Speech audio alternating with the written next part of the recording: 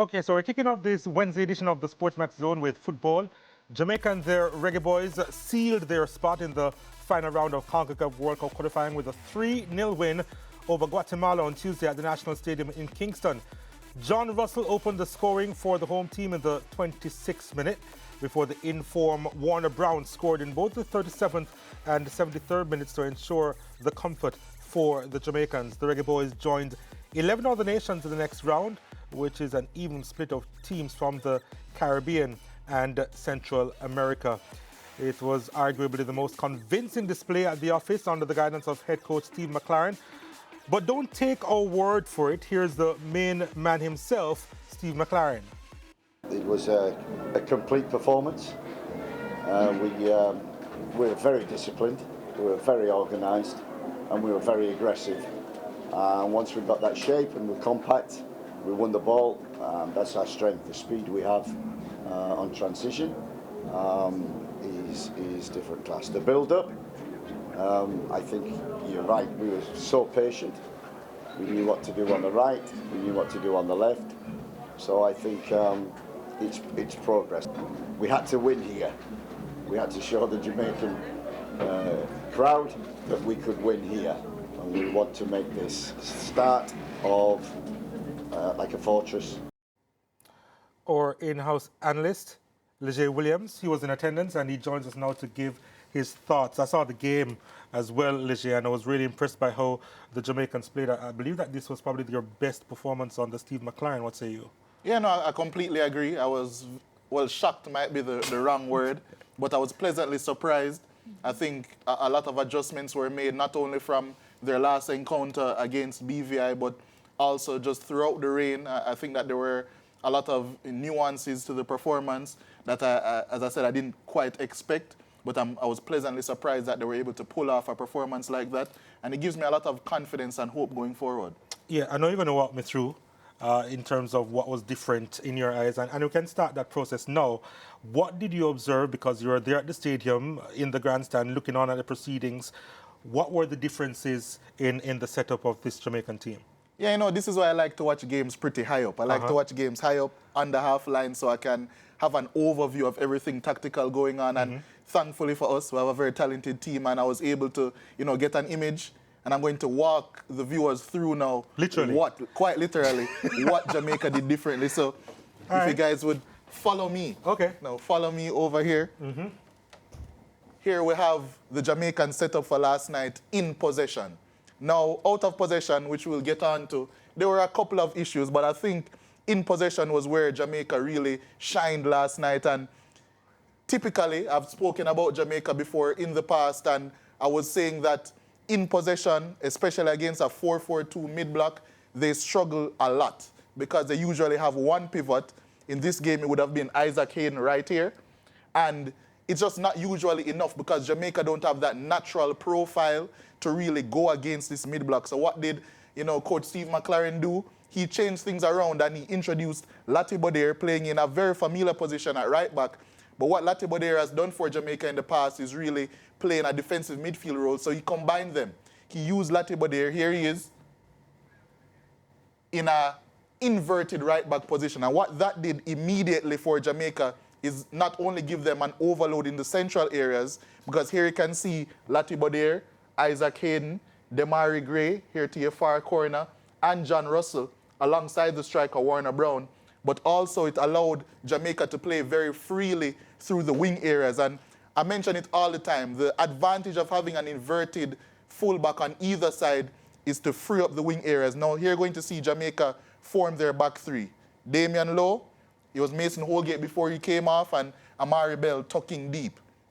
When Damian Lowe receives this ball here, as you can see, because of Lati Bodere's positioning, the Guatemalan left midfielder has to come inside to follow Lati Bodere.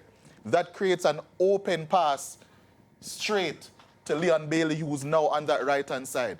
And Leon Bailey, I think, was a standout player for Jamaica in that first half, especially because once he receives the ball now, 1v1 versus his fullback, it gives him space, time to operate, to cut in, and just do a lot of dangerous things. But the inverted fullback role doesn't only suffice for on the side that it's taking place. in this case, the right-hand side for Jamaica, but it also does it for the left-hand side. Now you can see the interesting position here of Demari Gray. Demari Gray was the attacking midfielder for Jamaica in this game, and you'd expect your attacking midfielder to operate a little bit higher, a little bit closer to the striker. John Russell is doing that as like a box-crashing 8, I would say, but Gray just dropped a little bit deeper, and what that did is force the Guatemalan players. Someone has to pick up Demari Gray in this space, or else he will be free to receive and run at the defense, and you don't want that. It's Demari Gray, after all. So that also gives Jamaica an opportunity to free up space on the other side in a different way to get a pass out here to Ronaldo Cephas. And we all know when Ronaldo Cephas is running at defenders, running at his fullback, how dangerous he can be. So these were the tactical changes I saw from Jamaica. That inverted fullback role caused havoc for Guatemala, and it allowed Jamaica to do two things particularly well: overload the middle areas and create direct access to the wide areas, and that's how Jamaica were extremely dangerous and won this game. But wasn't there a version of this that they were trying to do before, though? That's the question I'm asking. And what would they have done previously why it wouldn't have worked in the past? Well, I think it's all down to personnel, because what Jamaica did, especially against the British Virgin Islands, they used Lembi Kisa in this role. He isn't quite as well versed in central spaces as Latibo is, and that was really where the disconnect was. But against a better team and using a better suited player like Latibo in these central areas, it meant that when he received the ball, he would be much more comfortable circulating, moving it forward, and just playing better passes to the right wing. And that's where all of the connectivity really came from for Jamaica. What were the other things that you were impressed by? I would say the intensity, definitely the intensity of the team, because as I always say, and as every coach has taught me and every coach has told me, the first thing in football that you need to do is earn the right to play. And this is a universal law. Sir Lance has been playing football for practically all his life, and I'm sure any team he has played for, they have told him the first thing you need to do, get stuck in, they would say back in the day. Now, they say it much nicer, earn the right to play. And that means that you have to go out there, you have to be as intense as possible, win all of your duels, and then you can start to play your football. And that's exactly what Jamaica did. So do you think that this is sustainable going forward in terms of the style that we're playing? And how do you think teams may be able to counteract that? Well, you see, the thing is now with an inverted fullback, it makes it very difficult for teams to defend because, as I said, it gives the team now a choice. This left midfielder was tasked to mark Latibo. So when he comes inside, when this Guatemalan player comes inside for Latibo, it creates this lane to pass, as I mentioned. But then, if he doesn't come inside and he stays here, Latibo now has an overload, an extra space to attack in the middle of the park. So it's always, everything in a defensive setup, you're going to allow something for the offense. It's just whether or not you're going to be more comfortable with Latibo having the ball, which I think most teams would prefer to allow that, as opposed to a Leon Bailey or a Cephas having a 1v1 directly against a fullback. All right, you can make your way back over here. Thank you very much. You forgot that I'm getting a little bit old, so I can't stand up that long. I can't stand up that long. Yeah. Don't bother with it. I will not. I want to ask a question quickly, because a lot of Jamaican fans, Liz, are very encouraged by the kind of imprint local-based players like Richard King and Warner Brown are making on this team, and very encouraged by what they have done so far. I know that Steve McLaren is an English coach. Most of the Jamaican players are England-based, and maybe there's some consistency in how, England coaches coach. How satisfied are you, or how convinced are you that some of these local-based players like Warner Brown and Richard King are buying into McLaren's philosophy and acquitting themselves to his coaching style? Well, I think this has been a constant conversation. Whenever there's a Jamaican squad, naturally Jamaicans would want their own local players in the squad. But I've also been consistent in saying that not all Jamaican players are ready for that step up as yet, based on the physicality of international football. And I don't only mean that from a strength point of view, but the intensity that you would need to carry out on a game-to-game basis. And I don't think all Jamaican players are ready for that. But two players, especially the ones that you mentioned, are ready for that. Yeah. Richard King, phenomenal centre-back. I think pound for pound, he is the best player in the Jamaican Premier League. How much longer he'll be in the Jamaican Premier League, that's a different discussion. But he's a fantastic player, not only in his duels, but also on the ball. That's what really sets him apart from so many of his counterparts. And then Warner Brown, I know we don't have a half hour for this segment, so I can't even get into... But he deserves half hour. Warner Brown is brilliant, and I've been saying it not necessarily on set because I haven't been speaking about the Jamaica national team as much lately. But Warner Brown would definitely be my choice for Jamaica's number 9 position going forward. I think he's that good. You know, Shamar Nicholson was holding it down. I think Antonio will be getting back to full fitness. Borrell, he'll have his cameos, but Kaheem Dixon is also a possibility. But Warner Brown, what he adds to this Jamaican team in terms of his intensity, his willingness, and also just his pure striker instincts. But one thing for him that stands out to me immediately, Warner Brown, and I mean this in the best way possible, he's a physical freak. Like, people don't understand the physical gifts that he has. I've mentioned it before, how quick he is, how precise he is in his actions as well. His first touch is great. But there's a very small thing, and when we were speaking to Ricardo on set before, and I was mentioning the things that scouts look out for when we're discussing the JPL final, Yeah. There's a very small action in the game. Warner Brown collected it back to goal, and rode his defender, went to his right. The defender tried to barge him down from behind, and he stood up, did not move an inch, and just played his pass normally. That's something that the scouts at the very highest level look out for, your ability to take contact from any sort of angle and still be able to be strong and be on your ball. It sounds very simple, but you'd be surprised many players can't execute that well. Even someone like Benjamin Sesko, Arsenal is linked with him now, a top-class European striker, but within Arsenal there are concerns about his ability to do that. That's something that Warner Brown has innately in him. Yeah. And he's just a phenomenal striker. I'm sorry, I could really go on. Yeah, for sure. Top stuff from him, and he continues to impress every time he suits up for the Reggae Boys. Another question, and I know he has received a lot of criticism whenever he wears the Jamaica shirt, Leon Bailey, but he also was brilliant on the night. Yeah, he was fantastic. He was absolutely fantastic, and I won't let any missed penalty take away from how good he was, because for me, it's one kick of a ball. I think if you're a midfielder and you tell him... It's a critical kick of a ball, though. Every kick of the ball is critical. That's how analysts... But a penalty is more critical. That is how sport is. I mean that it depends how you look at it. Because Okay. if you ask... if you have a midfielder and he plays 100 passes, but he misplaces an easy through pass that would have been a sure goal for a sure striker, you're not going to complain that the midfielder didn't play the pass. You're going to say that he played 99 passes out of 100. Touché. So a penalty is very arbitrary for me. Obviously, if it went on to cost Jamaica the game, you know, it would be a different discussion. But to Maria's question, people just don't like Leon Bailey. I was sitting down. No, but the people are his own. Yeah, but Jamaica. Jamaicans are very Picky? yeah. And when it comes down to Chippy, when it comes down to Leon Bailey, I was sitting very close to a man, and I know if you're a Caribbean person, this is going to hit very close to home. Everything that Leon Bailey was doing, he just did not like him. Like, he could have done something so great. When he missed the penalty, he uttered the words, "Me hate Bailey more than my own father."